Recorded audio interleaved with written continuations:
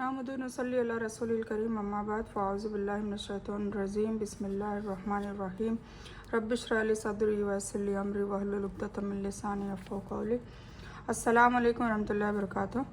हमने अभी तक आयत नंबर 72 सूरह हूद की कवर की थी। पारा नंबर 12 चल रहा है। अब हम मज़ीद आगे बढ़ते हैं। औज़ु बिल्लाहि मिनश शैतानिर रजीम बिस्मिल्लाहिर रहमानिर रहीम। फरिश्तों ने कहा कि क्या तू अल्लाह की कुदरत से ताज्जुब कर रही है? तुम पर है इस घर के लोग अल्लाह की रहमत और उसकी बरकतें उतरे। बेशक अल्लाह ही के लिए सारी हम्द और शान है। मतलब सारा अलैहिस्सलाम के जो उन्होंने हंसी थी उसके ऊपर ये बात फरिश्ते कह रहे हैं। जब इब्राहिम का डर ख़त्म हो गया और उसे खुशखबरी भी पहुंच चुकी तो हमसे लूत की कौम के बारे में कहने सुनने लगे। बेशक इब्राहिम बहुत साबिर और नरम दिल और अल्लाह की तरफ झुकने वाले थे। ए इब्राहिम, इस इरादे को छोड़ दो। आपके रब का हुक्म आज पहुंचा है और उन पर न लौटाए जाने वाले अजाब से ज़रूर आने वाले। मतलब लूत अलैहिस्सलाम की कौम पे अजाब नाजिल हो चुका था, मतलब अल्लाह का हुक्म आ गया था।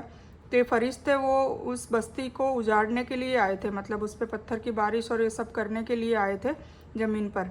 तो दो काम कर लिए, मतलब सारा अलैहिस्सलाम और हज़रत इब्राहिम अलैहिस्सलाम को औलाद की खुशखबरी भी दे दी। इशाक अलैहिस्सलाम की। इब्राहिम अलैहिस्सलाम तो पहले पैदा हो ही चुके थे हज़रत हाजरा अलैहिस्सलाम से, जो उनकी दूसरे नंबर की बीवी थी। और ये जो सारा अलैहिस्सलाम थी ये बांझ थी। इनकी दूसरी शादी हाजरा से सारा अलैहिस्सलाम ने करवाई थी ताकि कोई नस्ल उनसे पैदा हो जाए। तो फिर बहुत सालों बाद जब इब्राहिम अलैहिस्सलाम 14 साल के हो जाते हैं तब फिर इसाक अलैहिस्सलाम की पैदाइश होती है। वो सारा अलैहिस्सलाम से, मतलब उनकी पहली बीवी से होती है। ठीक है, तो वो फरिश्ते जो है वो अल्लाह ताला की तरफ से खुशखबरी देने भी आते हैं कि भाई आप लोगों को एक औलाद होगी और उससे याकूब होंगे। मतलब बेटे और पोते दोनों की खुशखबरी दे दी। ठीक है, और फिर इन्होंने कहा कि फिर हम लूत अलैहिस्सलाम के जो बस्ती है उसको हम अजाब देने जा रहे हैं। तो तब इब्राहिम अलैहिस्सलाम, क्योंकि इब्राहिम अलैहिस्सलाम के भतीजे थे लूत अलैहिस्सलाम, तो वो उनकी बस्ती को अजाब न डाले अल्लाह ताला, उसकी वजह से वो थोड़ा सा बहस कर रहे थे फरिश्तों से।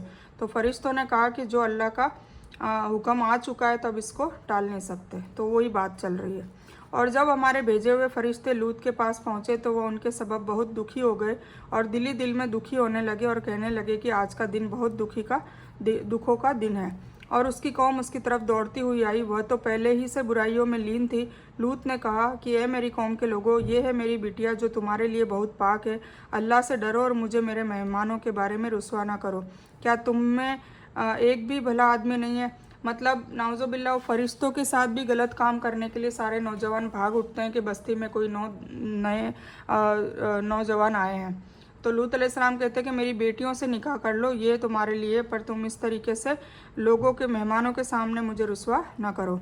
हज़रत इब्राहिम की बीवी को यहाँ पर फरिश्तों ने अहले बैत घरवाले कहा है और उन्हें अलैकुम से मुखातब किया है, जिससे एक बात तो ये साबित हो गई कि अहले बैत में किसी भी इंसान की बीवी सबसे पहले शामिल होती है। दूसरी यह कि अहले बैत के लिए बहुवचन का इस्तेमाल करना भी जायज़ है, जैसा कि सूरह अहज़ाब आयत नंबर 33 में अल्लाह ताला ने रसूलुल्लाह सल्लल्लाहु अलैहि वसल्लम की पाकीज़ा बीवियों को भी अहले बैत कहा है और उन्हें पुरुषवाचक बहुवचन सर्वनाम जमा मुज़क्कर से खिताब भी किया है। इस बातचीत से मुराद यह है कि हज़रत इब्राहिम ने फरिश्तों से कहा, जिस बस्ती को तबाह करने तुम जा रहे हो उसी में हज़रत लूत भी मौजूद है। जिस पर फरिश्तों ने जवाब दिया, हम जानते हैं कि लूत भी वहीं रहते हैं, लेकिन हम उनको और उनके परिवार को सिवाय उनकी बीवी के बचा लेंगे। ठीक है, क्योंकि उनकी बीवी भी उन्हीं की करतूतों वाली, मतलब उनकी बस्ती से ज़्यादा प्यार करती थी। ठीक है, सिर्फ उन लूत अलैहिस्सलाम और उनकी 2 बेटियां, वो लोग अल्लाह के ईमान को लाए थे, बाकी सब ईमान नहीं लाए थे। उनकी बीवी भी ईमान नहीं लाई थी। उन्होंने जवाब दिया कि तू अच्छी तरह जानता है कि हमें तो तेरी बेटियों पर कोई हक ही नहीं और तू हमारी असल मर्जी से अच्छी तरह वाकिफ़ है। लूत ने कहा कि काश कि मुझ में तुमसे लड़ने की ताकत होती, मैं किसी मजबूत पनाह में होता। अब फरिश्तों ने कहा, ए लूत, हम तेरे रब के भेजे हुए हैं। फिर फरिश्तों ने कह दिया कि हम फरिश्ते हैं। ठीक है, तो लूत अलैहिस्सलाम को कहा, ए लूत, हम तेरे रब के भेजे हुए हैं, नामुमकिन है कि ये तुझ तक पहुंच जाए, बस तू अपने घर वालों को लेकर कुछ रात रहते निकल खड़ा हो, मतलब इस बस्ती से रवाना हो जाओ ताकि इस बस्ती को हम लोग अजाब देंगे। तुम में से किसी को मुड़कर भी नहीं देखना चाहिए, ये मना करा के पीछे मुड़कर नहीं देखना है, सिवाय तेरी बीवी के, इसलिए कि उसे भी वहीं पहुंचने वाला है जो सबको पहुंचेगा। अब देखिए, बीवी को रहना था, वो पहले से पता था, इसलिए बीवी वो मुड़कर देखती है, क्योंकि उनको मना किया जाता है पर वो मुड़ के देखती है, और जैसे ही वो मुड़ के पीछे देखती है तो वह वही पत्थर की मूर्ति बन जाती है, इसलिए कि उसे भी वहीं पहुंचने वाला है जो सबको पहुंचेगा। बेशक उनके वादे का वक्त सुबह का है, क्या सुबह बिल्कुल करीब नहीं। फिर जब हमारा आदेश आ पहुंचा, हमने उस बस्ती को उलट पुलट कर दिया, ऊपर का हिस्सा नीचे कर दिया और उन पर कंकड़ीले पत्थरों की बारिश की जो तय पर तय थे। तेरे रब की तरफ से निशान जदा थे और उन जालिमों से जरा भी दूर न थे। निशान जदा मतलब हर पत्थर पे उस पत्थर से मरने वाले इंसान का नाम लिखा हुआ था, और बहुत बड़े बड़े पत्थरों से बारिश की। और हमने मदियन वालों की तरफ उनके भाई शोएब को भेजा। अब ये लूत अलैहिस्सलाम का किस्सा यहाँ ख़त्म होता है, अब शोएब अलैहिस्सलाम की कौम की बारे में बात की है। और हमने मदियन में रहते थे शोएब अलैहिस्सलाम, मदियन वालों की तरफ उनके भाई शोएब को भेजा। उसने कहा, मेरी कौम के लोगों, अल्लाह की इबादत करो, उसके सिवाय तुम्हारा कोई माबूद नहीं, और तुम नाप तोल में भी कमी न करो। मैं तुम्हें खुशहाल देख रहा हूँ और मुझे तुम पर घेरने वाले दिन का अजाब का डर भी है। तौहीद की दावत देने के बाद उस कौम में जो खुली अखलाकी खराबी थी वो क्या थी? नाप तोल। लूत अलैहिस्सलाम में होमोसेक्स की थी। हर कौम में तौहीद के अलावा दूसरी एक और मतलब गुनाह उसमें शामिल था, तो उनमें नापतोल में कमी थी, उससे उन्हें रोका। उनका यह अखलाक था कि अगर कोई उनके पास कोई चीज़ बेचने के लिए आता तो उससे ज़्यादा चीज़ ले लेते, और अगर कोई ग्राहक खरीदना आता तो उससे नापतोल में कमी करते, मतलब देते कम और लेते ज़्यादा। ए मेरी कौम के लोगों, नापतोल इंसाफ से पूरा पूरा करो, लोगों को उनकी चीज़ें कम न दो और ज़मीन में फसाद और ख़राबी न मचाओ। अल्लाह ताला का हलाल किया हुआ बाकी फ़ायदा तुम्हारे लिए बहुत ही अच्छा है। अगर तुम ईमानदार हो, मैं कोई तुम्हारा निगराह हकदार नहीं हूँ। उन्होंने जवाब दिया कि ए शोएब, क्या तेरी सलात तुझे यही हुक्म देती है कि हम अपने बुजुर्गों के देवताओं को छोड़ दें और हम अपने माल में जो कुछ करना चाहे उसका करना भी छोड़ दें? तू तो बड़ा समझदार और नेक चलन है। कहा कि ये मेरी कौम, देखो तो अगर मैं अपने रब की तरफ से खुला सबूत लिए हुए हूँ और उसने अपने पास से अच्छी रोजी दे रखी है, मेरी कभी यह मर्जी नहीं कि तुम्हारा खिलाफ करके खुद उस चीज़ की तरफ झुक जाऊं जिससे तुम्हें रोके रहा हूं। मेरा इरादा तो अपनी ताकत भर सुधार करने का ही है, और मेरी तौफीक अल्लाह ही की मदद से है। उसी पर मेरा भरोसा है और उसी की तरफ मैं आकर्षित हूँ। और ए मेरी कौम के लोगों, कहीं ऐसा ना हो कि तुम मेरे विरोध में आकर उन अजाबों के मुस्तहिक हो जाओ जो नूह की कौम, हूद की कौम और साले की कौम को आई थी, और लूत की कौम को तो तुमसे जरा भी दूर नहीं। मतलब लूत की कौम और उनके जो टाइम पीरियड है वो थोड़ा सा नज़दीक था, तो उनको पता भी था, तो बोले वो तो ज़रा भी दूर नहीं है, तो फिर तुम क्यों नहीं समझते? तो इससे मुराद वो फ़ायदा है जो नाप तोल में किसी तरह की कमी किए बिना ईमानदारी के साथ सौदा देने के बाद हासिल होता है। यह चूँकि हलाल और पाक है और अजर व सवाब भी इसी में है, इसलिए अल्लाह का पाकी कहा गया है। यानी उनका मकाम तुमसे दूर नहीं, या उस सबब में तुमसे दूर नहीं जो उनके ऊपर अजाब का सबब बना। और तुम अपने रब की मग़फ़िरत तलब करो और उसकी तरफ झुक जाओ। यकीन करो कि मेरा रब बहुत रहम और बहुत प्रेम करने वाला है। उन्होंने कहा कि ए शोएब, तेरी ज़्यादातर बातें हमारी समझ में नहीं आती और हम तो तुझे अपने अंदर बहुत कमज़ोर पाते हैं। अगर तेरे कबीले का आदर ना होता तो हम तो तुझे पथराव कर देते और हम तुझे कोई बाइज्जत इंसान नहीं समझते। उन्होंने जवाब दिया कि ए मेरी कौम के लोगों, क्या तुम्हारे नज़दीक मेरे कबीले के लोग अल्लाह से भी ज़्यादा बाइज्जत है कि तुमने उसे पीठ के पीछे डाल दिया है? बेशक मेरा रब जो कुछ तुम कर रहे हो सबके घेरे हुए है। और ए मेरी कौम के लोगों, अब तुम अपनी जगह पर काम किए जाओ, मैं भी काम कर रहा हूँ। तुम्हें अनकरीब मालूम हो जाएगा कि किसके पास वो अजाब आता है जो उसे अपमानित कर दे और कौन है जो झूठा है। तुम इंतज़ार करो और मैं भी तुम्हारे साथ इंतज़ार कर रहा हूँ। और जब हमारा हुक्म मतलब अजाब आ पहुँचा, हमने शोएब को और उनके साथ सभी ईमान वालों को अपनी खास रहमत से नजात अता की, और जालिमों को कड़ी चिंगाड़ के अजाब ने आ दबोचा जिससे वो अपने घरों में औंधे पड़े बाकी रह गए। हजरत शोएब का वंश कहा जाता है कि उनका मददगार नहीं था, लेकिन वह कबीला कुफ्र और शिरक में अपनी कौम के साथ था, इसलिए अपना हम मजहब होने के सबब उस जाति का एहतराम, इसलिए हजरत शोएब के साथ कड़ा अखलाक और उनके नुकसान पहुंचाने में रुकावट थी। इसी चीख चिंगार से उनके दिल टुकड़े टुकड़े हो गए और वे मर गए। उसके बाद भूकंप भी आया, जैसे कि सूर्य आराफ और सूर्य अनकबूत में आता है, जैसे कि वह उन घरों में कभी बसे ही न थे। होशियार रहो, मदियन के लिए भी वैसी ही दूरी हो जैसी दूरी समूद की हुई। और बेशक हमने ही मूसा को अपनी आयतों और रोशन दलीलों के साथ भेजा था। अब मूसा अलैहिस्सलाम की कहानी शुरू हो रही है। फ़िरौन और उसके मुखियाओं की तरफ फिर भी उन लोगों ने फ़िरौन के हुक्मों की इत्तबा की, और फ़िरौन का कोई हुक्म जायज़ और ठीक था ही नहीं। वह तो क़यामत के दिन अपनी जाति का अगुआ बनकर उन सबको नरक में ले जाकर खड़ा करेगा। वह बहुत बुरा घाट है जिस पर ला खड़े किए जाएंगे, और उन पर इस दुनिया में भी लानत हुई और क़यामत के दिन भी। कितना बुरा इनाम है जो दिया गया। बस्तियों की यह कुछ खबर जो हम तेरे सामने बयान कर रहे हैं, उनमें से कुछ मौजूद है और कुछ कटी फसल की तरह हो गई है। अब हुजूर पाक सल्लल्लाहु अलैहि वसल्लम को बताया जा रहा है कि ये इतनी मतलब अलग अलग कौमें बताई ना, जैसे नूह अलैहिस्सलाम बताया, शोएब अलैहिस्सलाम, लूत अलैहिस्सलाम, इब्राहिम अलैहिस्सलाम, मूसा अलैहिस्सलाम। अब हुजूर पाक सल्लल्लाहु अलैहि वसल्लम को याद दहानी कराई जा रही है कि ये बस्तियों की जो कुछ खबरें हैं वो हम तेरे सामने मतलब कुरान पाक में बयान कर रहे हैं, ताकि तुम लोग भी ऐसे गुनाह ना करो और तौहीद परस्त रहो और अल्लाह के अजाब से बचो। ठीक है। और उसमें क्या कहा है कि कुछ तो तुम्हारे सामने मौजूद है, जैसे फ़िरौन की लाश मौजूद है, लूत अलैहिस्सलाम की जो कौम है वो गर्क हो गई थी वो समुद्र में, वो मौजूद है, सालेह अलैहिस्सलाम की बस्ती मौजूद है जो खंडरात में रखी हुई है। तो इस तरीके से वो बताया कि कुछ तो मौजूद है और कुछ कटी फसल की तरह हो गई है। और हमने उन पर कोई जुल्म नहीं किया, बल्कि खुद ही उन्होंने अपने ही ऊपर जुल्म किया, और उन्हें उनके देवताओं ने कोई फ़ायदा नहीं पहुंचाया, जिन्हें वे अल्लाह के सिवाय पुकारते थे, जबकि तेरे रब का हुक्म आ पहुंचा, बल्कि उन्होंने उनका नुकसान ही बढ़ा दिया। यानी फ़िरौन जिस तरह दुनिया में उसका अगुआ और मुखिया था, क़यामत के दिन भी यह आगे आगे ही होगा और अपनी कौम को अपनी रहनुमाई में नरक में लेकर जाएगा। पानी के घाट को कहते हैं जहाँ प्यासा जाकर अपनी प्यास बुझाते हैं, लेकिन यहाँ नरक को कहा गया है। वहाँ वह जगह या तो घाट अपनी नरक जिसमें लोग ले जाएंगे, यानी वह जगह भी बुरा और जाने वाले भी बुरे होंगे। अल्लाह ताला हम सब को इस नरक की आग से मतलब इस जहन्नम की आग से निजात दे, कब्र के अजाब से निजात दे, और अल्लाह ताला हम सब को माफ़ कर दे, हमारे गुनाहों को बख्श दे, और हमारे ज़िंदगी में रहते हुए इस सच्ची पक्की हमें हिदायत मिले, और अल्लाह ताला हमसे राज़ी हो और हम अल्लाह ताला से राज़ी हो जाए। आमीन सुम्मा आमीन या रब्बिल आलमीन। और तेरे रब की पकड़ का यही नियम है, जबकि वह बस्तियों में रहने वाले जालिमों को पकड़ता है, बेशक उसकी पकड़ दुखदाई और सख्त कड़ी है। बेशक इसमें लोगों के लिए नसीहत है जो क़यामत के अजाब से डरते हैं।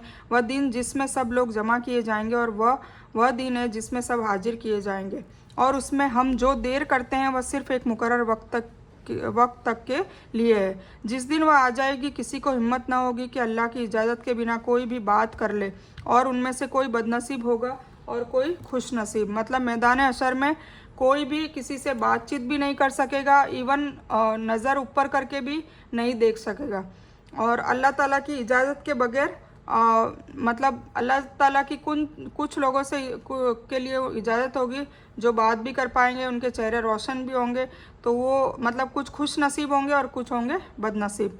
तो जो बदनसीब हुए वे नरक में होंगे, मतलब जहन्नम में जाएंगे, और वहाँ उनकी धीमी और ऊंची चीख होगी। वे वहीं हमेशा रहने वाले हैं जब तक आकाश और धरती बरकरार रहें, सिवाय उस वक्त के जो तुम्हारे रब की मर्जी हो। बेशक तेरा रब जो कुछ चाहे कर डालता है ना। मतलब जहन्नम में भी अल्लाह ताला की मर्जी होगी कि कौन कितने टाइम रहेगा, कौन हमेशा रहेगा, कौन थोड़े वक्त के लिए रहेगा। तो ये सारी चीज़ें अल्लाह ताला के ऊपर है। और जो खुशनसीब किए गए वे स्वर्ग में मतलब जन्नत में जाएंगे, और वहाँ वे हमेशा रहेंगे जब तक आकाश और धरती बाकी रहे। लेकिन जो तेरा रब चाहे, यह न ख़त्म होने वाली बख्शिश है। इन लफ्ज़ों से कुछ लोगों में यह भ्रम हुआ है कि काफिरों के लिए नरक का अजाब दायमी नहीं बल्कि एक वक्त तक के लिए है, यानी जब तक धरती और आकाश का वजूद रहेगा। लेकिन यह बात सही नहीं है, क्योंकि यहाँ अरब वासियों की रोज़ाना बोलचाल और मुहावरे के अनुसार ये उतरा है। इसलिए आप उन चीज़ों के शक शुबा में न रहें जिन्हें ये लोग पूज रहे हैं। उनकी इबादत तो इस तरह है जिस तरह इनके बुजुर्गों की इससे पहले थी। हम उन सब को पूरा पूरा हिस्सा बिना कमी के देने वाले ही हैं। बेशक हमने मूसा को किताब अता करी, फिर उसमें इख्तिलाफ किया गया। अगर पहले ही आपके रब की बात लागू न हो गई होती तो निश्चय ही उनका फैसला कर दिया जाता। उन्हें तो इसमें शक लग रहा है, ये तो दुविधा में है। और बेशक उनमें से हर एक को जब उनके सामने जाएगा तो आपका रब उसे उसके अमलों का पूरा बदला अता करेगा। बेशक वे जो कुछ कर रहे हैं उनसे वह बाखबर है। बस आप अड़िग रहिए जैसा कि आपको हुक्म दिया गया है, और वे लोग भी जो आपके साथ तौबा कर चुके हैं। होशियार तुम हद से न बढ़ना, अल्लाह तुम्हारे सारे अमलों को देख रहा है। और देखो जालिमों की तरफ कभी न झुकना, वरना तुम्हें भी आग की लौ लग जाएगी, और अल्लाह के सिवा तुम्हारी मदद करने वाला न खड़ा हो सकेगा और न तुम्हें मदद दी जाएगी। इस आयत में नबी सल्लल्लाहु अलैहि वसल्लम और ईमान वालों को एक तो मजबूत रहने की नसीहत दी जा रही है, जो दुश्मन का सामना करने के लिए एक बहुत बड़ा हथियार है। इसका मतलब यह है कि जालिमों के साथ नरमी और तारीफ़ करके उनसे मदद न लो। इससे उनको यह एहसास होगा कि जैसे तुम उनकी दूसरी बातों को भी प्यारा समझते हो। इस तरह यह तुम्हारा एक बड़ा गुनाह बन जाएगा, जो तुम्हें भी उनके साथ नर्क की आग का हकदार बना सकता है। ठीक है, ये बयान मैं यही मुकम्मल करती हूँ। और